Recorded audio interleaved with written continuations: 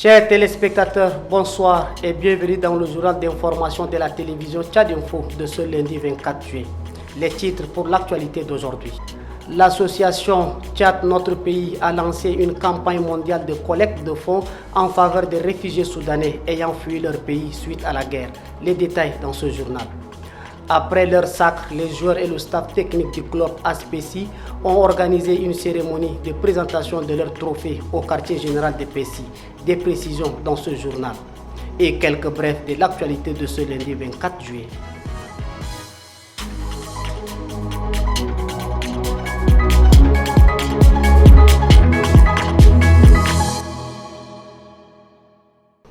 Pour secourir les réfugiés soudanais à l'est du pays, l'association Tchad Notre Pays a lancé une campagne mondiale de collecte de fonds en faveur de ces derniers. La campagne a démarré ce matin au marché central de N'Djamena. Suivez le reportage de Néné Fatime Brahim.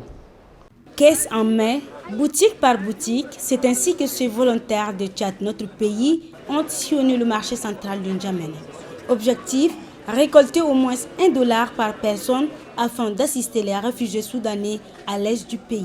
Et ce matin, l'objectif semble être atteint. Il y a 3 semaines, nous avons lancé la campagne mondiale de collecte des fonds. Par la suite à notre lancement, nous sommes actuellement au marché central. On sensibilise les gens du marché de contribuer les $1 par personne. C'est une campagne mondiale de collecte des fonds en faveur des réfugiés et déplacés soudanais. Les affrontements qui ont éclaté le 15 avril au Soudan ont contraint plus de 300 000 personnes à trouver refuge à l'est du Tchad, créant une crise humanitaire sans précédent. Face à la précarité, le gouvernement tchadien de transition et les organisations humanitaires ont appelé à l'aide.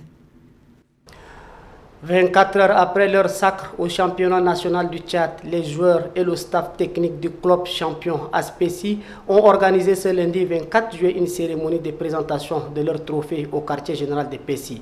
Reportage de Sabre, Na, Idéam et Bekoutou Junior. C'est une des journées qu'Aspesi n'oubliera jamais. Hier, le club est entré dans l'histoire du football tchadien en remportant son premier titre. Et ce matin, le nouveau champion du Tchad a exhibé son trophée aux yeux des N'Djaménois. Klaxons, cris de joie, les joueurs ne se sont pas privés de satisfaction. Une parade qui a duré presque 1 heure dans les artères de la capitale avant que le trophée ne soit présenté au chef d'état-major, premier adjoint, le général Ali Ahmad Akabash, devant les dirigeants du club.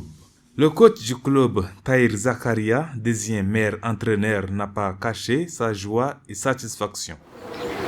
Aujourd'hui, nous sommes très contents de représenter l'armée en général sur le milieu footballistique.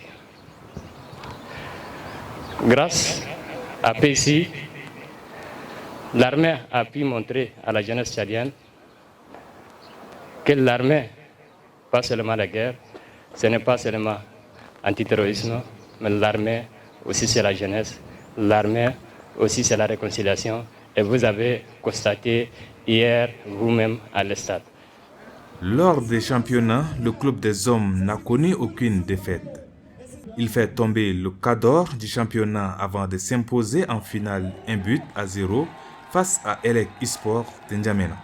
Le champion national représentera le Tchad à la prochaine campagne africaine.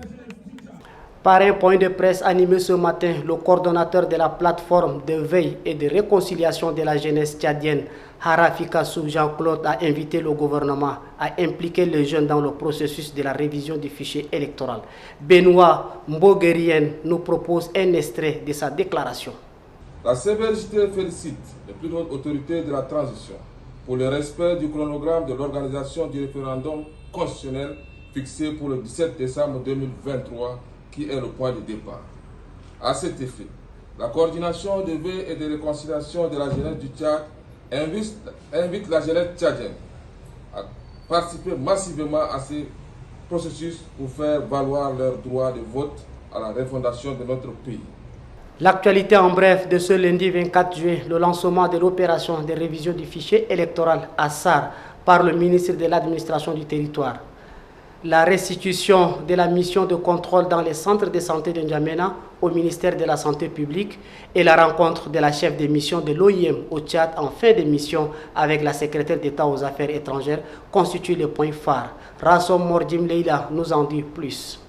Le ministre de l'Administration du territoire, de la décentralisation et de la bonne gouvernance, Liman Mahamat, par ailleurs président national de la Commission nationale chargée de l'organisation du référendum constitutionnel, a lancé officiellement ce lundi 24 juillet 2023, Sar, chef-lieu de la province du Mouenchari, l'opération de la révision du fichier électoral.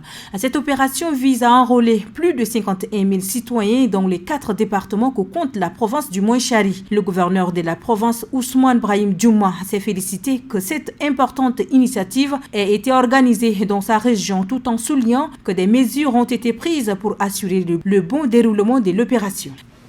Le ministre de la Santé publique et de la Prévention, Dr Abdelmadjid Abderrahim, a dirigé ce lundi 24 juillet 2023 une séance de restitution du rapport de mission d'évaluation et de contrôle au centre de santé revitalisé de Hilel Houdjadj dans le district sanitaire de N'Djamena. Le rapport a fait mention d'une mauvaise organisation et gestion administrative et des ressources. Il a été recommandé par l'équipe de l'inspection générale un suivi régulier pour le bon fonctionnement de cette formation sanitaire. Le ministre a exhorté l'inspection générale et la délégation sanitaire provinciale de N'Djamena à l'implication des recommandations et d'assurer la supervision et la formation continue des responsables des centres de santé pour une bonne conduite des activités. Arrivée à la fin de sa mission, Anne-Catherine Scheffer, chef de mission de l'Organisation internationale pour les migrations au Tchad, a rencontré ce lundi 24 juillet Kassire Isabelle Ousna, secrétaire d'État aux Affaires étrangères. La secrétaire d'État a présenté ses vœux de succès à Scheffer pour ses futurs projets. Elle a souligné l'impact positif de son engagement et son rôle déterminant dans la promotion d'une approche humanitaire et inclusive dans la gestion des migrations au Tchad. Pour les deux personnalités, cette rencontre vise à symboliser la reconnaissance mutuelle de l'OIM et du gouvernement tchadien quant à l'importance de la coopération internationale pour relever les défis migratoires complexes et pour garantir le respect des droits fondamentaux des migrants. Il est ouvert ce lundi 24 juillet 2023 un atelier national de cartographie de bonnes pratiques de résilience face au changement climatique dans les locaux de la cellule permanente. L'objectif de cet atelier de 3 jours est de capitaliser et de partager les pratiques innovantes d'adaptation développées dans le secteur de l'agriculture, l'élevage, la pêche et la gestion des ressources naturelles qui favorisent la résilience des communautés locales et des écosystèmes face au choc climatique au Tchad. Dans nos provinces, à Abéché, le chef-lieu de la province du Ouadaï, les conducteurs de Raksha menacent d'observer une journée sans mototaxi. Ils justifient leur menace par l'augmentation du prix de l'essence qui a atteint 1000 francs le litre. Cette crise du carburant perdure depuis plus de 6 mois dans cette localité du pays. Des précisions avec notre correspondant à Abéché, Brahim Hassan Mouhadir et Bekoto Junior. Du moins, ce matin, les Raksha continuent de circuler dans la ville d'Abéché. Depuis quelques jours, les conducteurs de ces mototaxis menacent de déposer les clés. Ils justifient leur préavis de grève par la cherté du carburant. 1 litre d'essence qui coûtait 550 francs CFA est aujourd'hui vendu entre 1000 francs à 1500 francs CFA. Cette spéculation a fait chuter les chiffres d'affaires des conducteurs. 2. Pour celui qui a son propre Raksha, ça ne cause pas de problème. Mais pour celui qui a une famille et travaille avec un Raksha loué et en plus doit payer du carburant, verser 5000 francs par jour, avec cette situation, je pense que ça ne serait pas facile pour lui. C'est depuis plus de 6 jours que la ville d'Abéché est paralysée par cette crise du carburant. Une rareté d'essence qui contraint les conducteurs de mototaxis à doubler le prix de leurs services et rend impuissant le syndicat des chauffeurs des Raksha. La pénurie du carburant est orchestrée par les commerçants. Ça ne dépend pas du syndicat. Nous allons faire de notre mieux pour résoudre certains problèmes. Mais pour la pénurie du carburant, on n'y peut rien. Le Raksha, premier moyen de transport en commun dans la ville d'Abéché, son arrêt mettra en mal l'économie de la ville.